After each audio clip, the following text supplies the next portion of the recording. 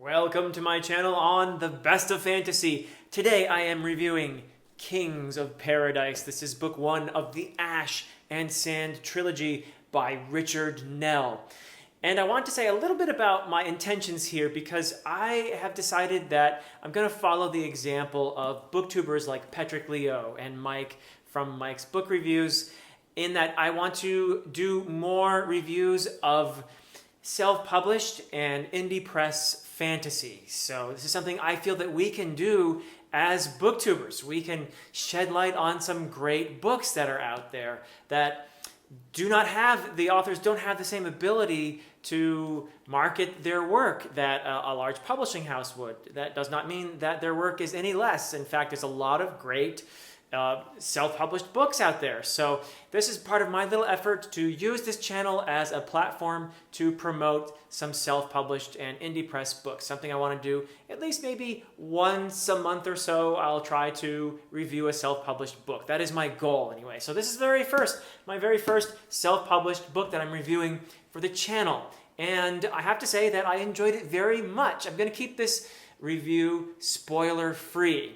And hopefully I'll have a spoiler type discussion later on, so more about that later. But I also want to acknowledge, in addition to Patrick and Mike, who actually it was Mike's review of this book that first really brought my attention to this author, Richard Nell, although I know Patrick has been championing this author for a long time as well.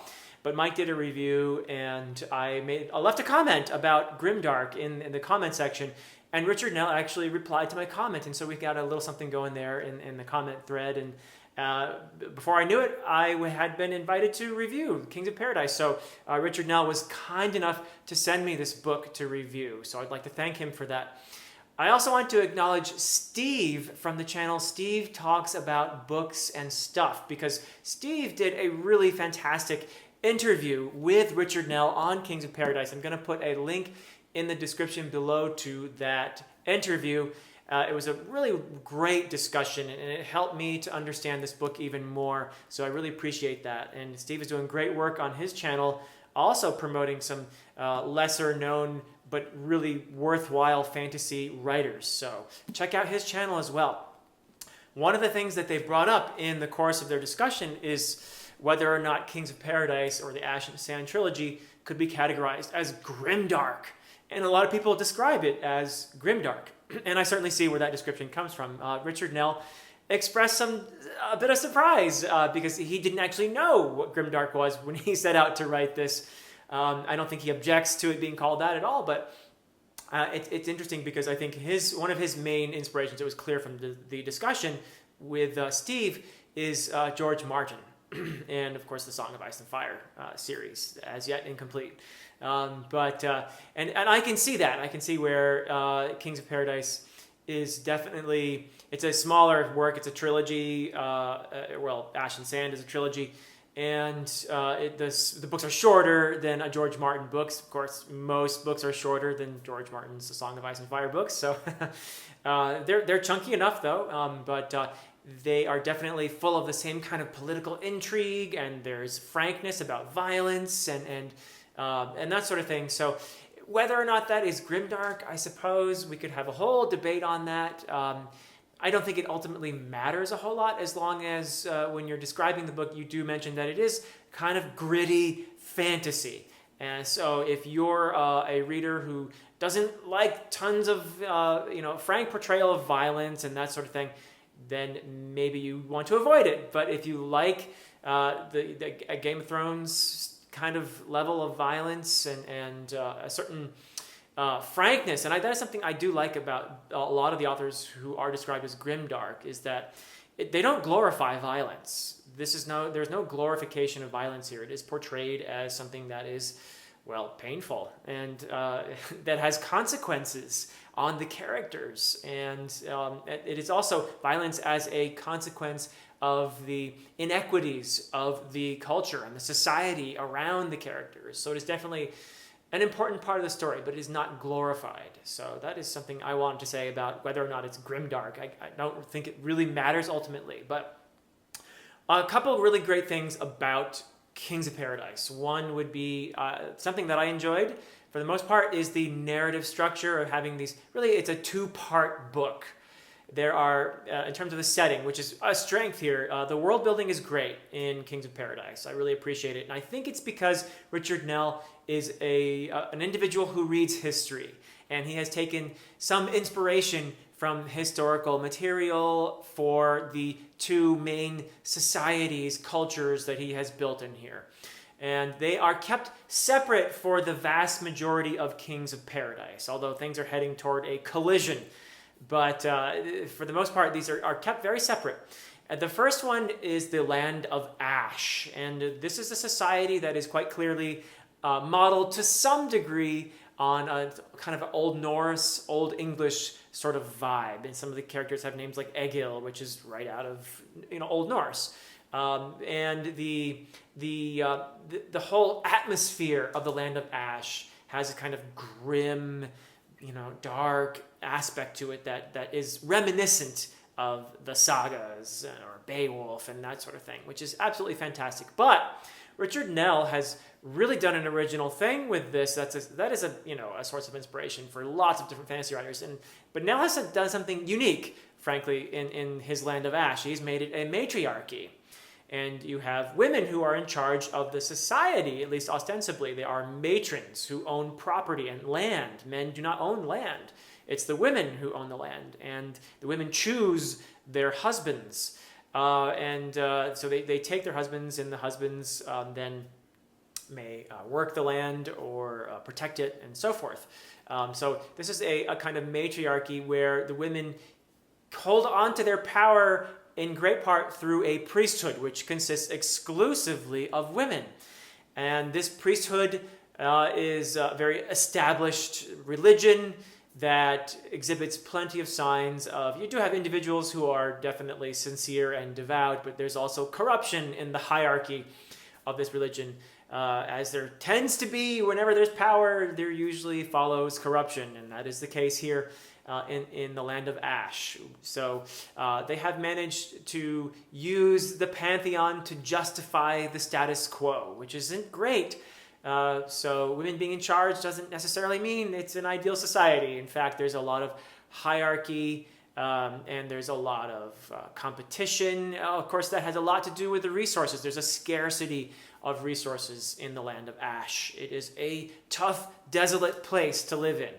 And there's a lot of violence, and competition for life, and that's in the nice touristy parts of the land of Ash. Just wait till you get down south where it gets even worse. So it's a tough place to be.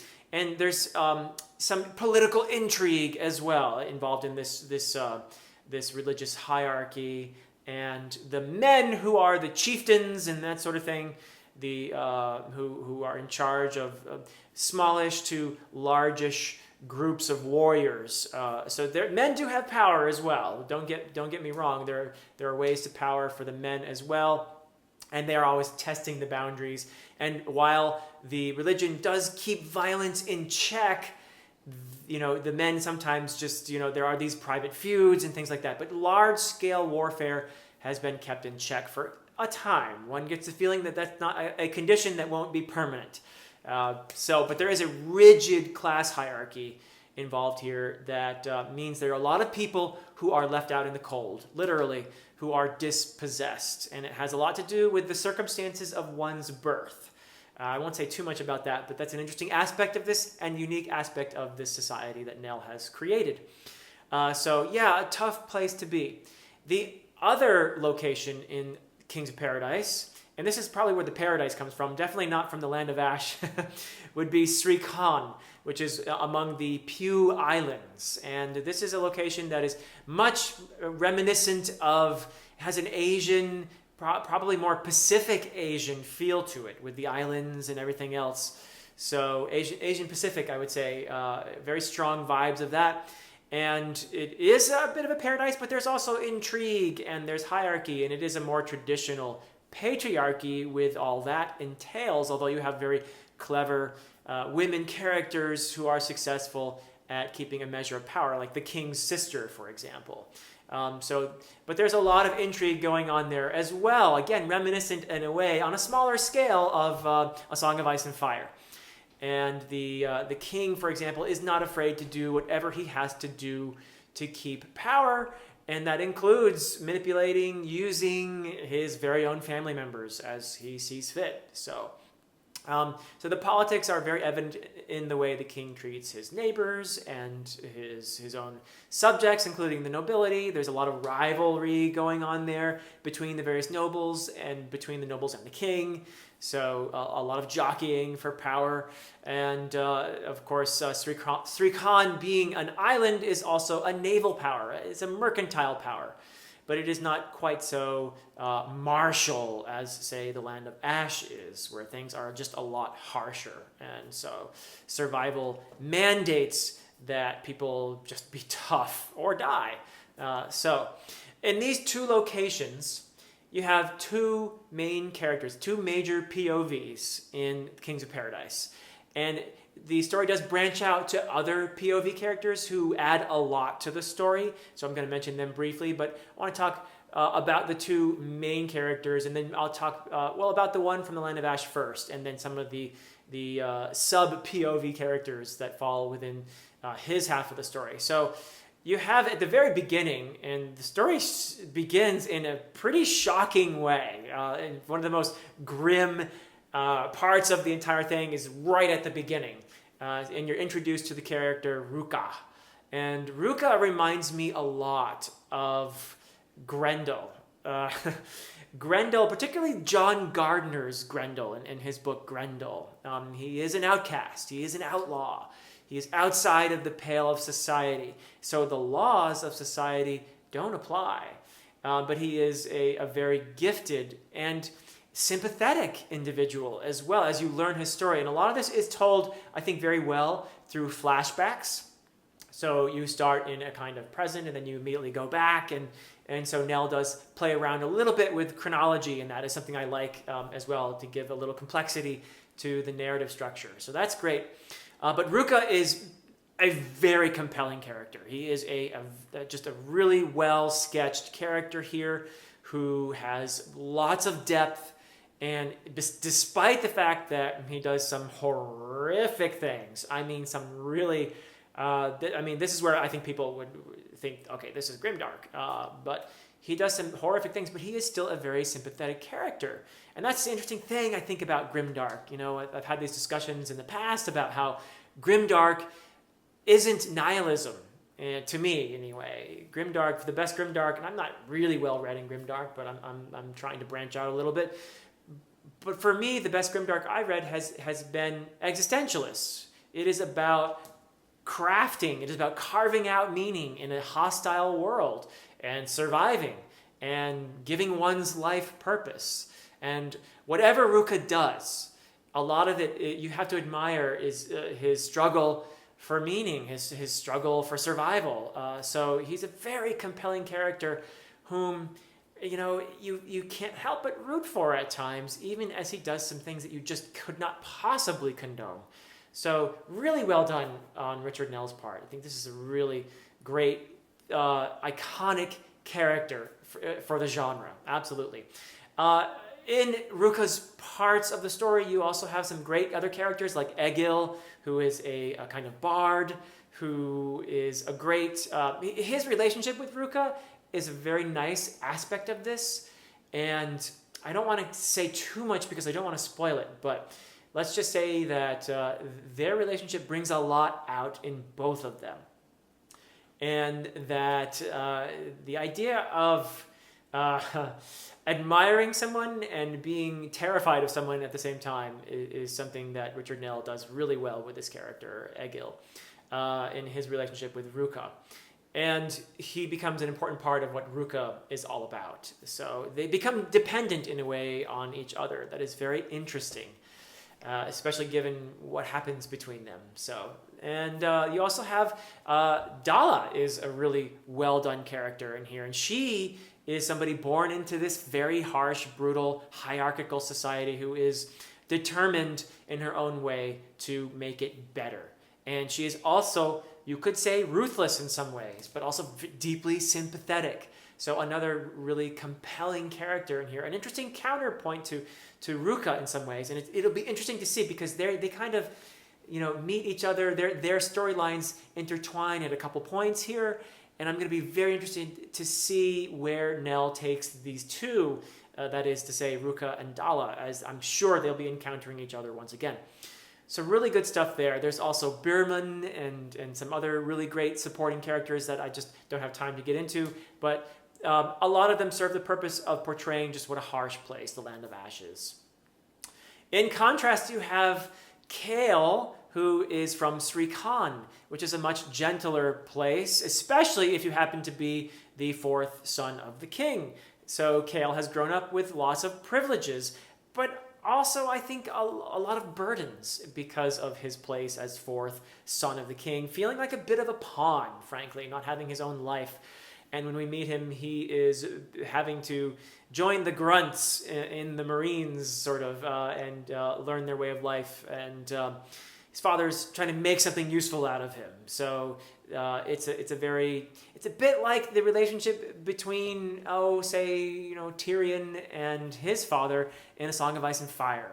So that should tell you something about the father as well, who is, it's interesting because you do get glimpses into why he does what he does, and it's understandable even if you don't exactly condone what the father does, because again, it's a harsh world in a way. Even though this is more of a paradise, there's still a lot of jockeying for power and intrigue and that sort of thing. So nobody's safe, really. Nobody is safe.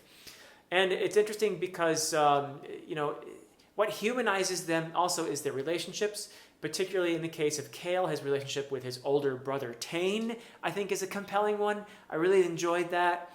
And of course, his relationship with his love interest, Lonnie, is a really well done thing, really nice part of this. And she is becoming, for me, a more and more compelling character as well. And then you have some interesting side characters in there like Amit, and you have, much later in the book, Osko and Asna, who Asna particularly introduces a little bit of comic relief in times. He seems like he's going to be a very interesting, one of those characters that you immediately like. You don't approve of necessarily, but he feels like a vivid, interesting character. So really good stuff there. I'll be interested to see where Nell takes these. There's also, by the way, in addition to a little bit of that comedy, which is necessary to offset some of those grim moments, there's one scene in particular which I don't want to give away too much here, but I'll just say, well, you'll know it when you see it. There's a surgical procedure involved in the scene. And as much as that scene was just so disturbing, I also found myself just laughing out loud while I was reading it. So good job, Nell, for including some comedy, much needed comedy in there. I would say just overall, it was a really great read. I do have a couple minor criticisms, however, and these are meant to be helpful, so I hope that they'll be taken that way. I'm sure they will. One suggestion I have, and this is the English professor in me making this suggestion, is to perhaps, and I know it's not cheap, it is really not cheap, it's very expensive, but if possible, a copy editor would be, I think, a good thing to invest in. And just because while Richard Nell is obviously a very gifted writer and he has worked hard at his craft, there are, and frankly, even in a book published in the traditional publishing industry, I find typos. I find little errors here and there. Usually one every, it depends really. It could be one every 20 pages, one every 100, whatever. Depends on the author and the editor and all that. But and nobody's perfect. We're humans, and those little errors are like gremlins. They're almost impossible to grab. You go through there. It doesn't matter how many times. You're always going to find more. That said, and I don't know if this is typical because I haven't read yet a lot of self-published books, but there were more errors than I'm accustomed to seeing in a published book. So having a copy editor to go over those little things, just things like apostrophes that are missing or apostrophes that shouldn't be there, like on a plural noun, or just little things like, these are obviously typos, like then and then with an E and an A, those being confused, or the verbs lie and lay being confused, and probably most people wouldn't care about that one. But again, I tend to be a little more pedantic about these things, teaching English for 2.5 decades as a professor will do that to you. So maybe these things bother me more than most people, but I would suggest a copy editor as something possibly to invest in. just to weed out more of those little things, because they can be a distraction, and the last thing you want to do as an author is to have your reader get distracted by a missing apostrophe or something, because it kicks you out of the world for a moment, and you don't want that. You want your reader to be immersed in the world. The other thing I would have suggested, and this is in a way probably a useless suggestion and it's a minor point anyway, would have been, I would have liked to have seen these two halves, perhaps more awareness of each other, or some way in which they could have met earlier. I think what's going to happen is in book 2, we're going to have some flashbacks, which are going to explain a little bit more, because for me at the end, when the two finally do start to get together, it's a bit abrupt. So I think probably we're going to have some flashbacks, though, in the second book that are going to explain that a little bit more. So I think that one is one that will probably work out once I read book 2 and then, of course, 3 eventually. So those are tiny minor things. Really, I really did enjoy this Kings of Paradise tremendously. So wonderful job, Richard Nell, and I am looking forward to reading books 2 and 3. And I'll have hopefully some more, I hope to have some more discussions on this one. So we'll see about that. And in the meantime, I thank you for being here. And if you're interested in reviews of great fantasy, please consider liking and subscribing to the channel. And until next time.